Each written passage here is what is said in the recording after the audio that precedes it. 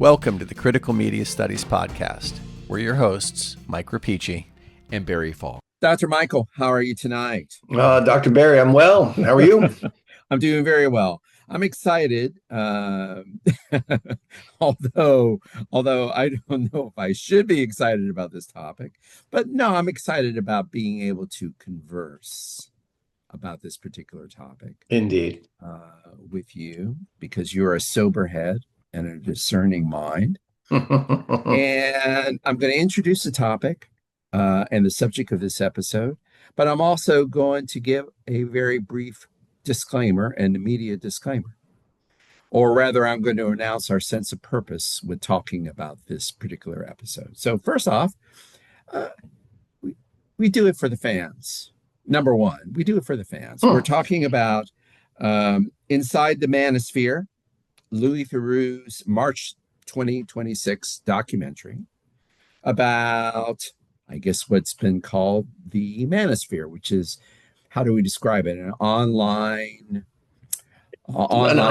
culture of really toxic masculinity that follows, what do we call red pill politics, basically, red pill philosophy. Politics, red pill, which we're going to talk about in a moment. Red pill philosophy, red pill topics. And basically it promotes, I think another word we could use is that in the manosphere, there's a kind of hyper masculinity that is, and what that means, whatever hyper masculinity means, is the basic thematic of this particular online culture, this example of online streaming culture. So, number one, thank you, Jasmine Hurt, for requesting this. We live to serve, we live to please. And so we're going to talk about Louis Theroux's Inside the Manosphere. Now, as soon as we say that, I want to add one thing, in that for this, we're going to get political with a small p at some point, or at many points in this. But our main interest in talking, or our main road, the main road we're going to take, or main pathway through the subject is, and I wrote it down so I can repeat it and keep us on track, is that we're interested in exploring the idea, or trying to answer the question of what the manosphere tells us about the media sphere. We felt that might be the critical media studies perspective or angle on the subject. And so that's really what we're going to talk about in this episode. And let me say one thing about Louis Theroux, and I'm going to open it up to you, or throw it to you if you have any other comments, but just something about Louis Theroux. I think he's had a 20-year career, right?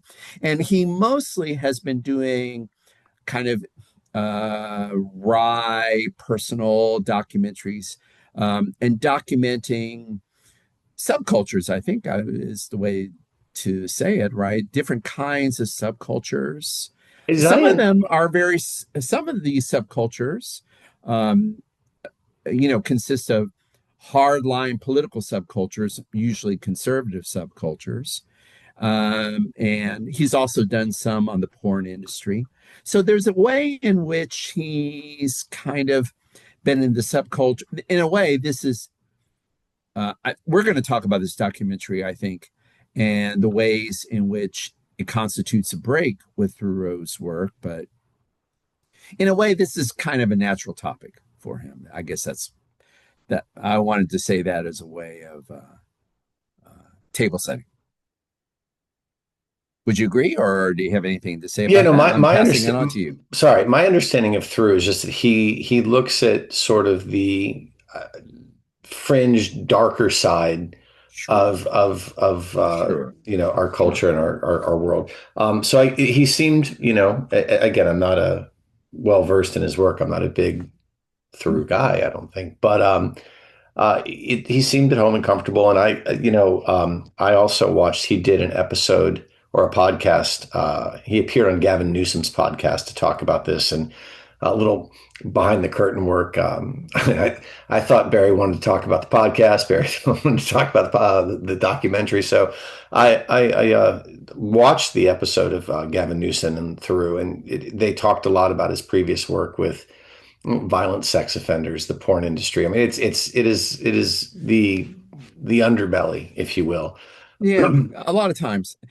I mean, he has lighter subjects, but he takes on darker subjects. Yeah. I'm glad you brought that up as well. And I guess one question we have here, I mean, would you say this before we go on? Uh, was this an ex uh, was this an investigation of the dark side? Was this a darker subject? So I struggled to watch this. This was not an Okay. easy watch for me because Hmm. from I have a son who is very much it's terrifying to think about this, but very much entering the demographic that this Okay. the Manosphere caters to. I mean, he's certainly on the younger side of it, but very much in those crosshairs or getting into those crosshairs. So it is very troubling because if you take away the media culture lens and look at this on a sort of a human level, it's toxic and it's terrifying. So I had a hard time with it. It was not. I didn't just kick back with a box of popcorn and Pops. kick my Yeah. feet up. Yeah. Yeah. Yeah. And I think Theroux was generally disapproving, disturbed, concerned, Yeah, to but characterize his accent, his uh, affect rather. he was, but he also wasn't immune to it, and I think that's an interesting thing. There was a Oh, moment. that's interesting. I want to hear this because I want to say that I had an opposite take, and you're gonna take me down on it. We're gonna I jump. actually, well, go ahead. Do you want to hear my? It's let me just No, let me this yes, this is please, this is please, please, this please. is the hallmark of poor planning here because I'm going to throw something out that doesn't have a home yet. But there Okay. was a moment when he was in Marbella Hmm. with Harrison Sullivan and they're walking along and there's a Hmm. fair, I guess, and there's Hmm. one of those machines, test your strength, how hard can you punch? Right? Oh, Which that is one. well, there's two Yeah. interesting things about this, right? Mm. So, I mean, this is obviously a very sort of recognizable hallmark of masculinity. And Sullivan gets up and he hits it very hard, and the thing ratchets up to 900 and something, whatever, and he walks away sort of satisfied with himself. And somehow they got through to take a swing as well, which I found very interesting because there's no reason he should be doing this, but he did. But he And got into it. then and Yeah. then in the credits at the end, they show him taking a swing again on his own away from everybody, and he celebrates a much higher score. And I mean, it could be a bunch of nothing. I could be reading tea leaves that don't exist, but at the same time, I think that, and maybe this is actually a good entryway into the discussion, Barry. I Hmm. think that the thing that concerns me on a personal level as a parent, as a man, is that you don't have to go too far to understand the allure of the red pill philosophy. Okay. And Yeah. and so when you see someone like Theroux, who by all accounts should be well on the other side of it, he's reached a level of financial and professional success and doesn't really have to answer to anything like this, but that was a move that I found very, very fascinating. Interesting. So I'm Interesting. curious now to hear your take on it, because by all accounts, his language, his facial expressions during the interviews, he is opposed to it and he does challenge it and he does push back against it. But there's that little moment where I feel like the seduction of masculinity, of displaying masculinity in these terms, got him. Well, Dr. Rapici, you brought up red pill philosophy, and we're going to pivot to that and explain in a moment, but I will briefly answer your question. First thing I will say is to our listeners, dear listeners, this is why I work with Dr. Rapici, because I think you found, you're a great close reader. You found the one moment, it was easy to miss, and I kind of missed it. I noticed it, but I didn't make up of it. But the fact that they return at the very end to that Yeah. moment of punching, and then he's celebrating the higher score. Absolutely, I agree with you totally. Shows that he is not immune to the blandishments of red pill philosophy, which we'll explain in a moment. But why was I saying, why was I holding a counter position? It's the other thing you mentioned. And in fact, it irritated me a little bit about Theroux, in that in so many ways, he was openly critical of the attract and dismissive of the attractions of having and maintaining the red pill philosophy, that I felt that it was kind of that he showed himself, basically his affect was, I'm above all this silliness. Mm-hmm.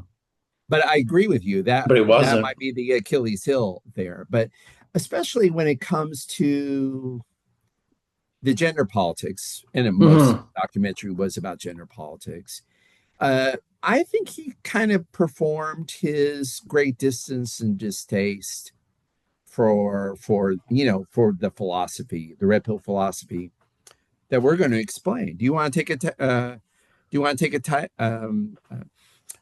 pass rather at red I'll pill philosophy? I'll start us out, and I'll do what every um, sort of poor researcher might do here. I'll cite the Wikipedia article, just as a means of getting this You should be started. doing AI and then just go to I'm not AI. doing that. No, so the red pill, it's a reference to the Matrix, and so Yes, I'll give this, yes, and we'll contextualize it. sure, Um, sure. the red and blue pill entry from Wikipedia says red and blue pill are metaphorical terms representing a choice between learning an unsettling, life-changing truth by taking the red pill or remaining in the unquestioned experience of illusion appearing as ordinary reality with the blue pill.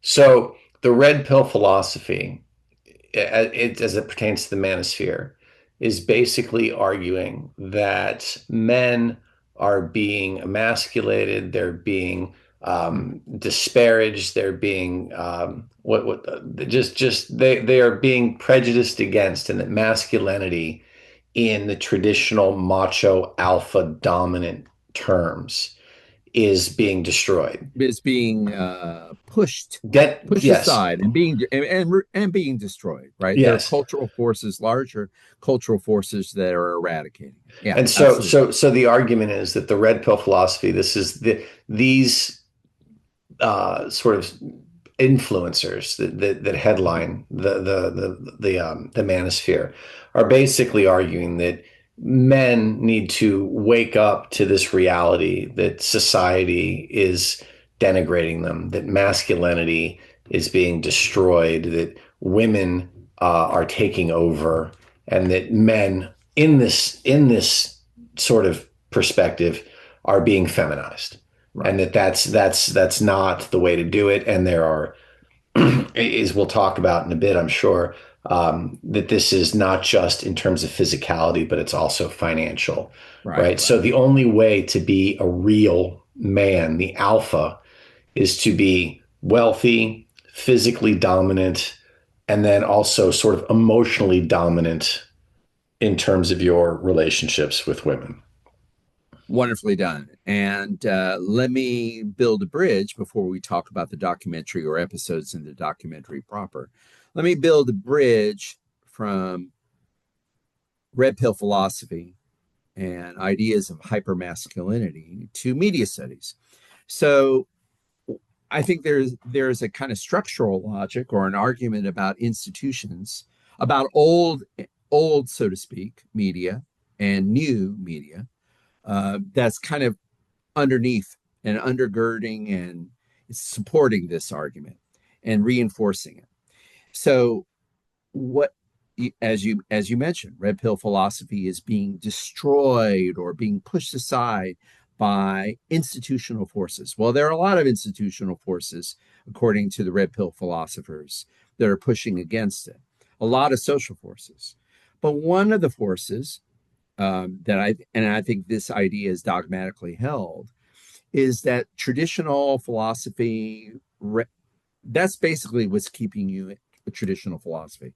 I meant traditional media, what people call and vilify as mainstream media. That's one of the things that's keeping you in the matrix. The ideology of mainstream media is one of the things that's keeping you in your place.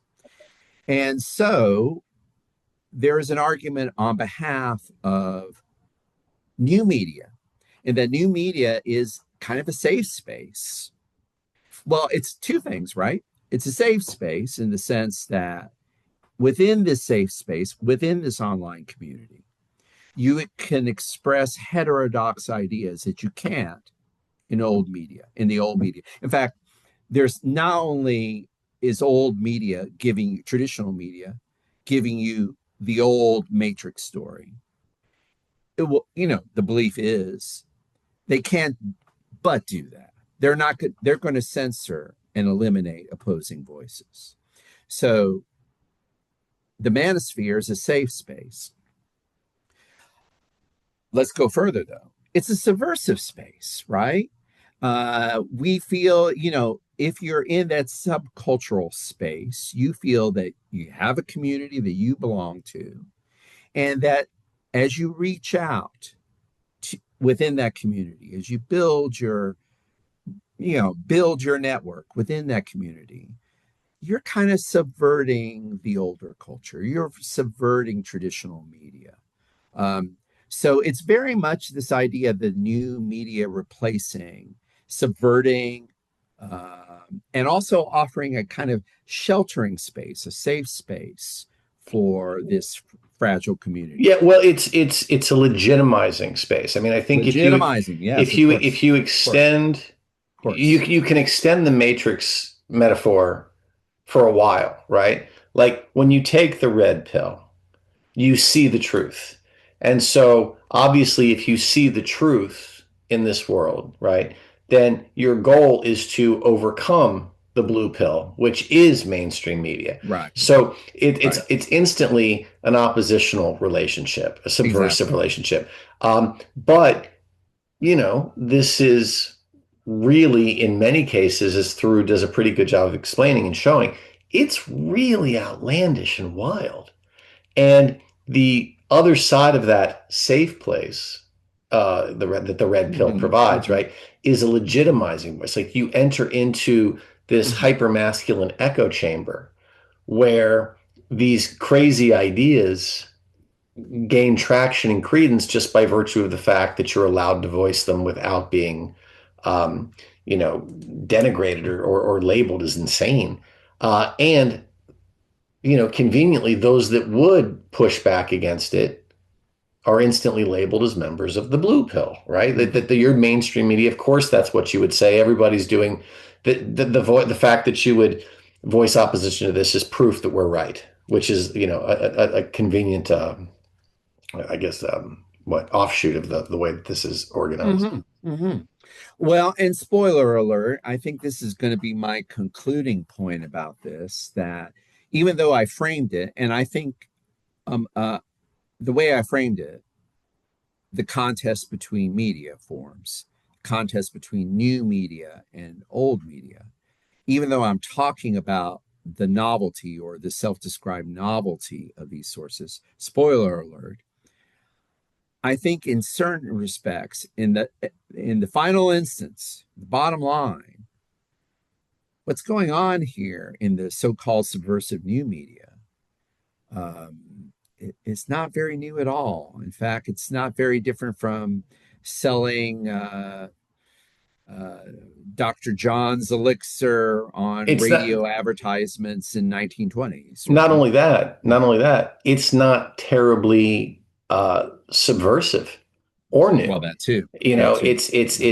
it's I think this is probably the point where we should get into discussing what, Yes. Yeah. Well, I said yeah, spoiler alert. We'll yeah, return to that, but let me. Well, uh, I'll take this road here, and you tell and see if you want to go somewhere else, or I'm just going to sort of walk through the content sure, of sure. the documentary, or just identify the speakers in the documentary, and kind of through his Yeah, yeah, progress through it. And then if there's something in particular you want to talk about, you'll do it.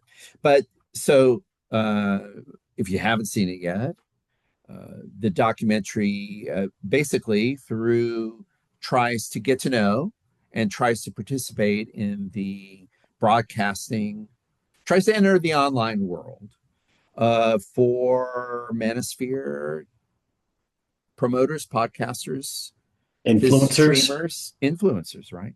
So there's Harrison Sullivan, HS Tiki Taki, Myron Gaines, Sneeko, and Justin Waller. And we see these four influencers. And in a very interesting moment, I think it was about midway through the documentary, through most of the time, through is interviewing and trying to get access and more access to the worlds of these influences, and very important, trying to get access to the private worlds or the personal lives, which he finds, where he encounters more difficulties. Tries to meet the women who are in this circle. So that's kind of the broad, that's a description of the sort of the narrative, so to speak, of the documentary. And I would be remiss if I didn't mention one very interesting moment that I think happens midway. And it's kind of a break from the action, so to speak, of the documentary, which is Theroux trying to get to know, trying to get closer, trying to become a participant and observer within within the world of online streaming. There is a really interesting moment, and I think it's a moment of great pathos, where we shift from talking with Theroux's exchanges with, in this case, Justin Waller, to a kind of extended conversation that Theroux has with two devoted followers of Waller In Miami. Yeah. in Miami, right? So anything there you want to talk about? Maybe you want to talk about the kids. Maybe you want to talk about the what Theroux encounters in his time online, where he tries to become part of this influencer world. Yeah. So the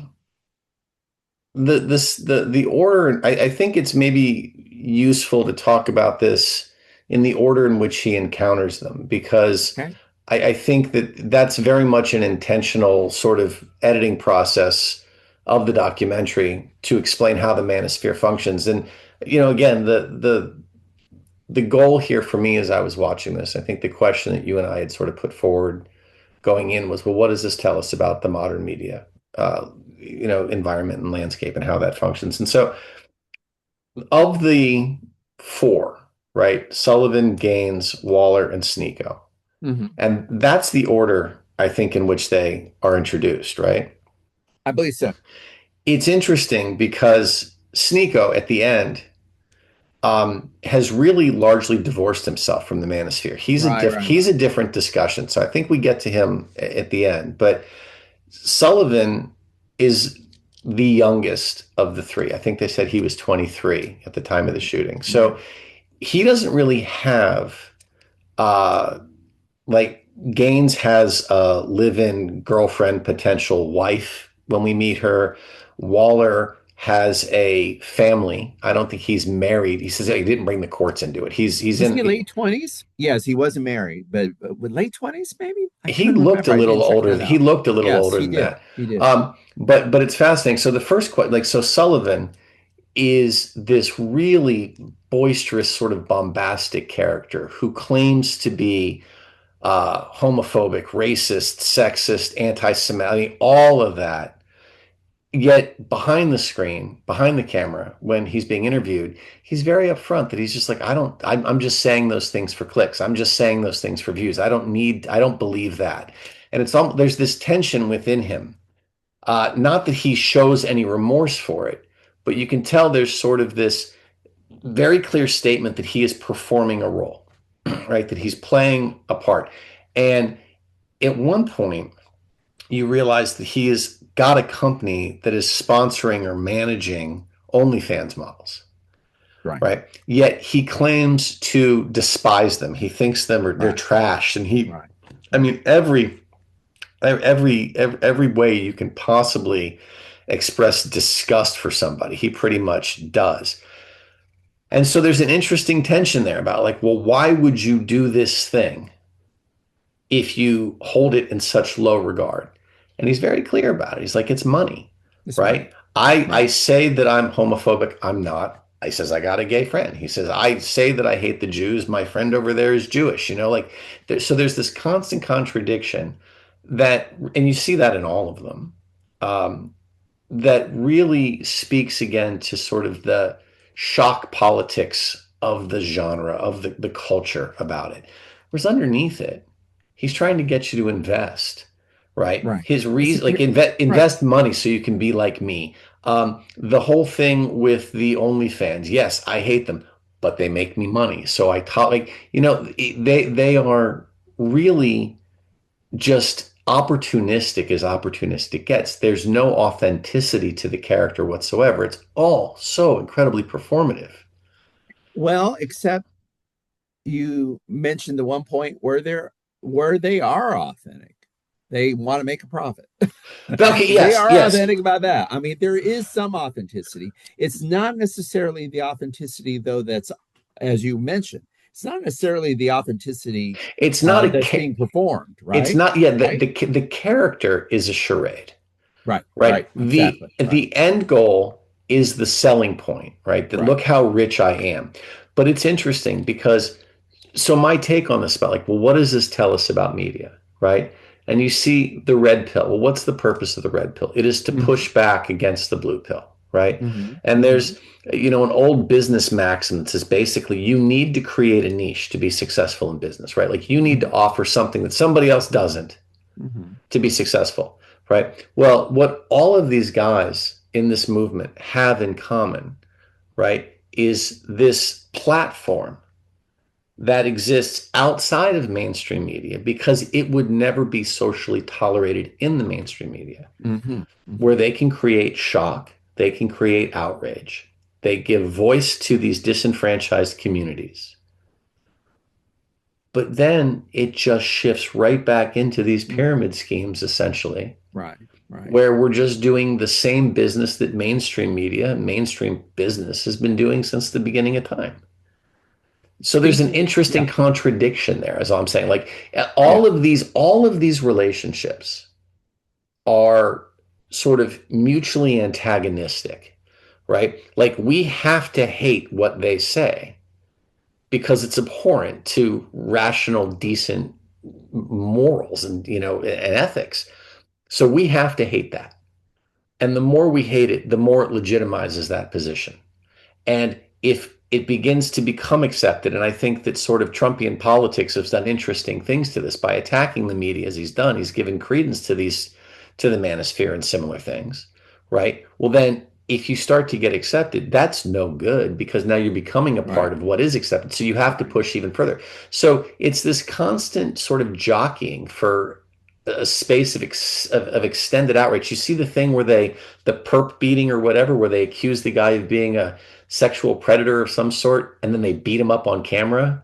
Right, And he's like, no, no, no, I would never authorize. That's terrible. But by the time he said that and he says he's taken it all down, right, his media team has already clipped it and put it out. Because right. again, the more outrageous you can be, the more you can extend that sort of forbidden space to people who want it and will invest in it. So yeah, well said. I don't have much to add to that except I'll say two things. Um, I guess the first thing I'll say is I don't know. I keep on gesturing to the end, but I think maybe I've already reached my conclusion here. Because as interesting as this social dynamic is, I don't think there's much. I don't think there's. I don't think the situation is so complex Mm-mm. that you need Adorno to figure it out. That you need Marshall McLuhan to figure out. That you need name our critical media studies archive to really figure it out. Um, Contradictions? Well, contradictions, you say, Dr. Rapici? Well, yeah, a lot of contradictions. But when you think about capitalism, it's all about, I mean, capitalism as a force, one of the things that makes it powerful is not only can it encompass contradictions, it can generate Mm-hmm. contradictions and thrive on them. So the relation to OnlyFans is perfect. So you have contradictions that when viewed rationally, when you write it out, Harrison and HS Tiki and OnlyFans, when you write out the ideologies, when you narrate it, when you map it out, none of this should work. But of course it works. So what shouldn't work? Well, number one, HS is affirming traditional quote unquote masculinity. What does that have to do with OnlyFans? In a way, the traditional masculinity that is a part of red pill philosophy doesn't have anything to do with sexual exploitation, right? It's an argument for women for hierarchy, but there's nothing for hierarchy between genders. That's the anti-feminism element for a hierarchical relationship between the genders. But there's nothing that connects it to the blatant sort of sexualization of female bodies. And in fact, more contradiction. TikTok has only contempt, as you mentioned, for the models, but he makes money from it. So it's an ideological contradiction. It's a practical contradiction. It's a moral contradiction. Normally, this would mean no business, but for capitalism, it's business as usual. Money makes strange bedfellows. Let me throw another thing in there. To me, you were talking about the ways in which this troubled you. Yeah. I'll tell you my most troubling moment in the documentary. It's where it was with Myron Gaines and the women, mostly models. It seems like they were mostly models. Some of them OnlyFans models, others mostly models. I'm not sure exactly about the occupation but occupation is the operative word. The women on the Fresh and Fit program, they were advertising themselves, basically, and they were promoting themselves. And they were taking, as we saw in they were exposing themselves. There wasn't anything necessarily, or at least that we saw, that had to do with sexualization or anything like that. But the constant stream of comments was mostly abusive comments that they were 100%, like, yeah, horribly 100% abusive. The thing that really haunted me was the look on the women's faces as they left the studio. Yeah, which is, well, I did that. I know why I did that. I had an economic, rational reason, business that showed my ability to be a business person just as much as poor Myron, right? In a way, the women are showing their equality in the capitalist sphere by that, like, or actually superiority. The fans are lionizing Myron. The women were in for a drubbing. But man, the look on their faces as they walked out of the studio was like, I've been through something here. Yeah. I thought it was a traumatic episode. And so I mentioned this here. It's like, what gets people to do but like I said, I don't need Adorno. We don't even need Karl Marx to explain this. Anybody who had an experience in the marketplace can understand. So isn't this phenomenon puzzling?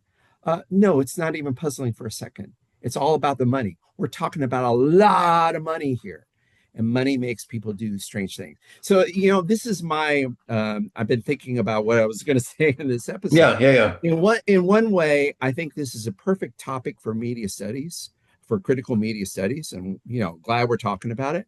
But in a way, I feel that I don't know if there's much there in the sense of our usual topics. I think this is to me, there's nothing to interpret. What you see is what you get. And the explanation for the audacious things and the contradictory things that we see in the documentary, it's just like, it's dollar bill, y'all. Yeah, the question is like, why would anyone set themselves up willingly for this sort of exploitation and humiliation? And we do it every day. Yeah, and we choose to do it in this case, right? Because of visibility, which translates Visibility, immediately. promotion, advertising, all these things. Right, Marketing. and that's all it is. And so it's interesting though, because to get back to the question about what does this tell us, right? So we have in the history of sort of, broadcast television, if you will, right, and radio, this is an entirely new phenomenon. And you look at it and you say, well, boy, how is it different, right? It's giving uncensored voices to all these terrible fringe movements, right? Yes, that's new. That's legitimately new, But right? what happens to that, right? Does that uncensored fringe toxic masculinity with all of these, mouthpieces spouting off and really working together to build this movement, right? Where does this take us? From what we've seen, Barry, it doesn't take you anywhere new. It just creates a new space to exploit. And this gets us back to the question about the two guys in Miami that Yeah, were I wanted really to get to them going, because you used the words disenfranchised. yeah. And I thought that episode, go ahead and talk It about it it because just it's all about the disenfranchised people that get into this network, right? yeah. Who So are attracted to this network. to finish that thought, right? Like, well, where does it take us? It takes us right back to where we've been. Yeah. It's just access. It's a new look access to a different group of people who I would argue are more vulnerable because their position is more fragile, less rationally informed, right? So the two characters, it really is heartbreaking. I think the two most sympathetic characters in the film are these two guys who come up to Justin Waller in the streets of Miami. And by all accounts, they seem like decent people, right? The one guy says he lost his brother to suicide the year before and he was homeless and living in his car. And the other guy doesn't give a background, but he looks sort of, you know, optimistic and kind of naive about things. And they're saying, well, what, Theroux's like, well, what is it that draws you to Waller and his message? What is his message that's drawing you to this? And the argument that they give, which is interesting because this is a different vision of or version of the red Different pill, version of it, right? right? Is Absolutely. that nobody in the world's going to give you anything. There's no room to feel sad for yourself. You have to stand up and make your way, right? This is very much pull your bootstraps up and go, right? Because their lives are proof of that. Their lives are proof that nobody will give them a break because they didn't get a break. They Right. haven't gotten a break, Right. right? So, but the problem is you take this group who easily recognize my life is hard. Right. The world's expensive and I don't have what it takes. So the answer, I see this guy driving around in a Lamborghini and he's got fancy suits and he can do what he wants and he tells people he doesn't like to F off and doesn't seem to suffer consequences for it. Right. He's the boss. He's the man, the Right. king of his own world, right? Right. It's such a seductive Right. take. And where does it go? It goes to all this sort of feel good, sort of self-affirming life coach stuff that ends with, well, I guess in his case, I don't know that it ended with investments and whatnot, but it preaches this toxicity, Right. um, which is just heartbreaking. Well, you use the word preaches, and I'm going to use the R word, religion. I do feel that what you really get in that dialogue among the two fans, right? Hmm. What you really get is you get people who are living in what they believe is, and they have a lot of reason to believe, it's a lot of evidence for their belief. They're living in a hopeless world, but they have hope. Hmm. However misguided, however, whatever, we can say anything we want about the nature of what they believe in, the character of what they believe in, but it's giving them hope in a hopeless life. And so they cling to it. And I don't know how you break that psychological hold. One of the depressing things about this is when you see, at least if these two are representative of the younger audience, it's hard to imagine how you would ever pry them away, how you would pry this kind of fandom away these from the influencers, because how do you keep how do you how do you take someone's hope away? People don't want to give up their hope, No, and I whatever think that might be. no, You don't want to give up your hope. no, You and the can give problem, up a lot of things, but you don't want to give up that. no, and the problem is that to try and redirect that sort of fandom is Right. to reaffirm the red pill, blue pill dichotomy. Exactly. That's exactly. Yes, please. And so it Go ahead. becomes this weird cultish sort of environment. Um, I think you are talking. Well, you said cultish. I said religion. I mean, we're saying I think we're saying the same thing, that these influencers are trucking in. Well, they're trucking in. They're making money, so it's cold hard cash. But they're trucking in spiritual wares, really.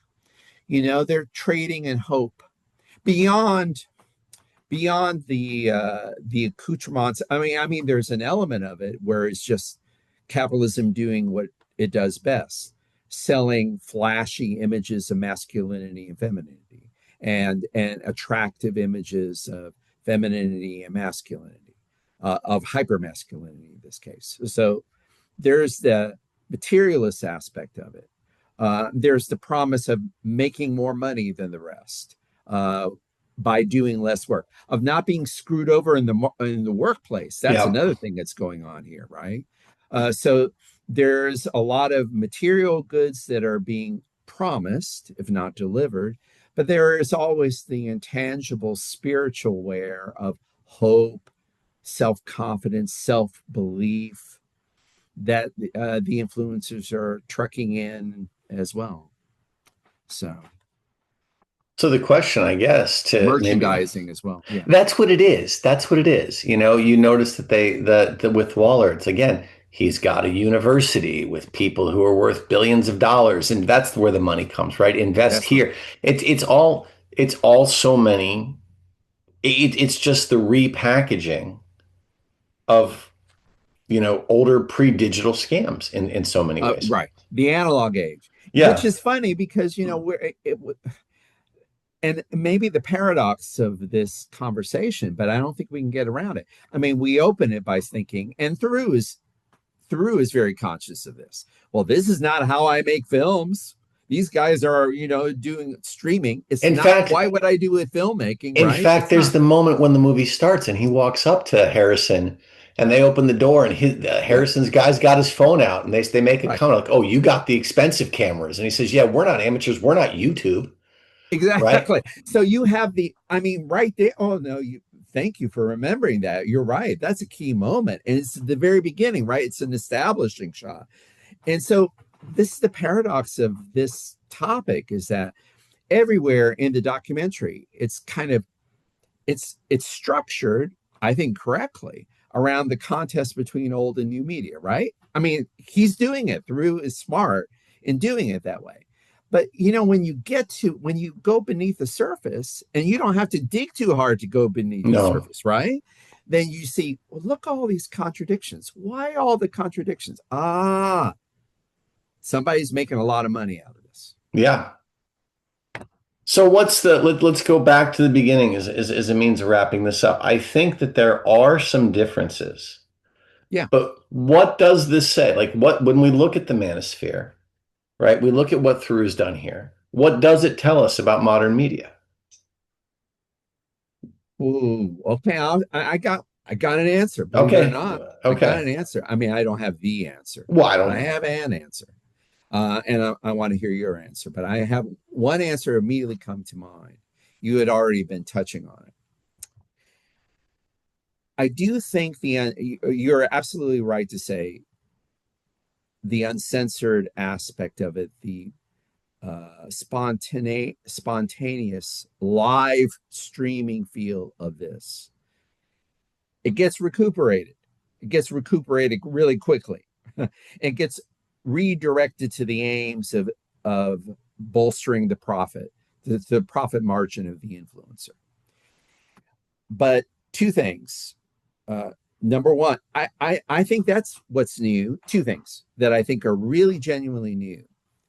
I don't know if we've ever had what technology is making possible is the in the moment participation of subcultural energies across a worldwide platform. It's a worldwide platform for subcultural, improvised, potentially insurgent behaviors, right? That seems new. And okay, but this is the other thing I think is new. It's a niche. It's neat in a weird way, even though there's a mass audience for this. It's also kind of weirdly niche.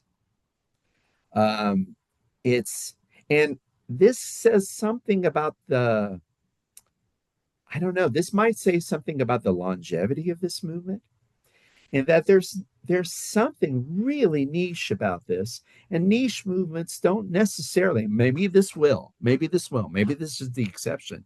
And maybe, Michael, this is truly new. But usually niche phenomenon like this, they don't have legs. So I agree with that to a point. I would say on the surface, what does this tell us about modern media? That did nothing new, right? The formula is still the same. Okay. We are able to live stream hours of banal distraction. Sure. Right. With manufactured outrage as the currency. Okay. What it does tell me is that there is an incredible opportunity that is there for participants who may not be encumbered with a moral compass, right? That you can leverage this toxicity. And it's never going to be hard because you have that built-in red pill, blue pill sort of, relationship. It's never going to be hard to manufacture toxicity. You just have to look up and see what the blue pill wants and do the other thing. And then do the opposite, right? But it is incredibly. Is that new? Or are you saying that's new? No, I don't think that's new at all. It's repackaged. What's interesting to me, though, is the question of longevity. And if we go back to that red pill, blue pill, right? The nature of outrage and toxicity is dynamic. It's not that we have to just, okay, I'm hanging my hat on homophobia. I'm hanging my hat on sexism or pick your ism, right? Like we can adjust as necessary. And I think the final character in this Sneeko is an interesting example of that, because Theroux asks him at one point, are you a part of the Manosphere? And he said, no, that's evolved, right? Now he's into politics. And I think that what frightens me about this is that I think this does have legs because it's up to the moment live nature is going to allow it to pivot much more another thing, into something else, into whatever it needs to be. Right? This is the most agile form of media ever. And good point. And if we're looking at it as something monetizable, we know that shock and outrage are highly viable financial enterprises to be in. And if you think about the advancements that we have in disinformation and artificial intelligence manufacturing, whatever it is that we need it to manufacture, like the slop industry, I'll call it, right? That this may have legs because it's formless. It's whatever it needs to be instantly. Okay, but let's be clear. I like your argument, but tell me if I am understanding it Yeah. correctly. In a way, you're saying when you say this has legs, seems to me you're saying you don't say the manosphere has No, I'm legs. not talking about the You mean to manosphere. say the manosphere as an evolutionary protean form has Yeah, here's legs. why I would say the manosphere does not have legs, right? Harrison Sullivan is the epitome of masculinity till his mom gives him a look. Myron Gaines is the epitome of masculinity till his girlfriend looks at him disapprovingly for a second. Till his girlfriend says, I want a baby. Yeah. I Or want a I'm not baby. entirely comfortable with you going out and having Yeah, yeah, sex with yeah. other women. I'm not entirely okay with I'm not that. happy. Right? I'm not. Um, We'll have to talk about that. right? The whole Waller thing with the family, right? He's going to be good and tough until his daughter starts asking questions or his And girl, like it could, because he knew, like, he was the one guy that had the sense to keep his family out of it. I was about to say that Waller was ahead of the curve. He thought, I got an Achilles heel here. I have a family I care about. Got to keep them out of the documentary. He's But see, trying to box it but away. that's the Trying to problem, right? The minute that your performative persona collides with your personal persona, right? Your whatever your authentic version is, whatever matters to you, right. right? When those two collide, you're very vulnerable. So I don't think the manosphere has indefinite shelf life. But in terms of what it tells us about this media form, it's very agile. And so I don't see any reason why this sort of, and I'm talking about this with the lowercase p that you had mentioned at the very beginning of the discussion, right? These shock politics. I don't think this is going to go anywhere. I think that this sort of divisiveness is far too lucrative to ever think it's going to go away. But as a media format, we're back to McLuhan. Yeah. But as a media form, as a media genre, that's what's new and that's what's going, that has legs. That Yes. has Yes. legs. Yes. Yes. Yes. Well, since I mentioned McLuhan, I think we have to end the episode, right? To get a drink, right? That's the way it goes. Yeah, right, exactly. Barry, this was interesting. It's funny because on one hand, you're absolutely right. What you see is what you get, I think. But when when we unpack it a little bit, it's a fascinating discussion. I enjoyed the talk.